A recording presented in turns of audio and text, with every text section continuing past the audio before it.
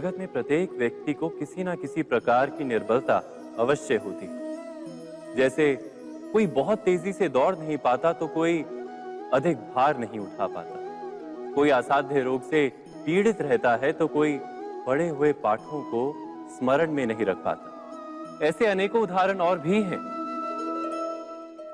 क्या आप किसी ऐसे व्यक्ति को जानते हैं जिसे सब कुछ प्राप्त हो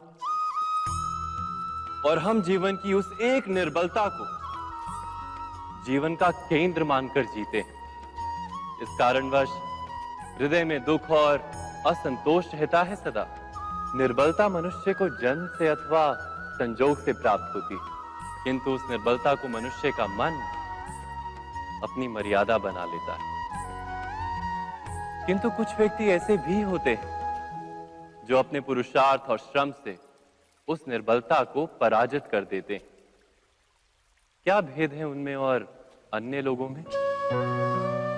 क्या आपने कभी विचार किया है? सरल सा उत्तर है इसका। जो व्यक्ति निर्बलता से पराजित नहीं होता, जो पुरुषार्थ करने का साहस रखता है हृदय में, वो निर्बलता को पार कर जाता है। अर्थात निर्बलता अवश्य ईश्वर देता है, किंतु मर्यादा मनुष्य का मन ही निर्मित करता है। स्वयं विचार कीजिए।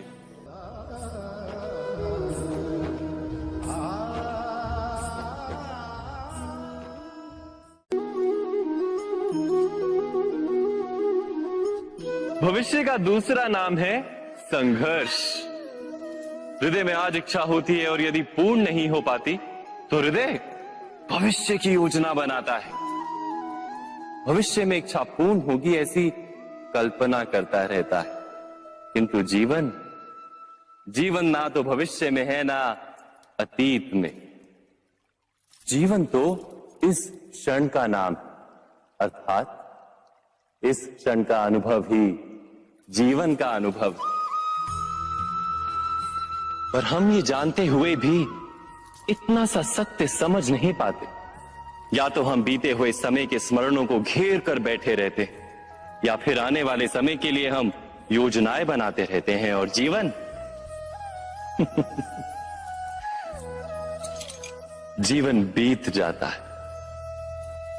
एक सत्य यदि हम हृदय में उतार लें कि ना हम भविष्य देख सकते हैं, ना ही भविष्य निर्मित कर सकते हैं, हम तो केवल धैर्य और साहस के साथ भविष्य को आलिंगन दे सकते हैं, स्वागत कर सकते हैं भविष्य का।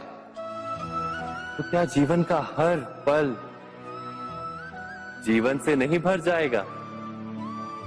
स्वयं विचार कीजिए।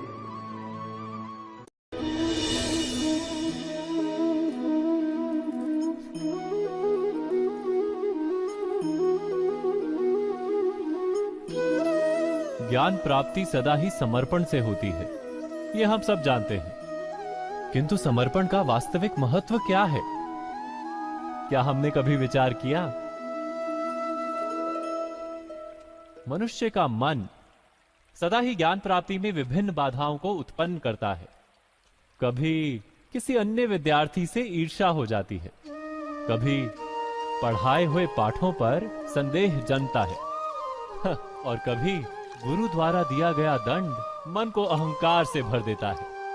नहीं, क्या ऐसा नहीं होता? न जाने कैसे कैसे विचार मन को भटकाते हैं, और मन की इसी अयोग्य स्थिति के कारण हम ज्ञान प्राप्त नहीं कर पाते। मन की योग्य स्थिति केवल समर्पण से निर्मित होती है। समर्पण मनुष्य के अहंकार का नाश करता है। ईर्ष्या, महत्वाकांक्षा आदि भावनाओं को दूर कर हृदय को शांत करता है और मन को एकाग्र करता है। वास्तव में ईश्वर की सृष्टि में ना ज्ञान की मर्यादा है, ना ज्ञानियों की। गुरु दत्तात्रेय ने तो गाय और श्वान से भी ज्ञान प्राप्त कर लिया था। अर्थात विषय ब्रह्म ज्ञान का हो, या जीवन के ज्ञान का, या गुरुकुल में प्राप्त होने वाले ज्ञान का, उसकी प्राप्ति के लिए गुरु से अधिक महत्व है उस गुरु के प्रति हमारा समर्पण। क्या ये सत्य नहीं?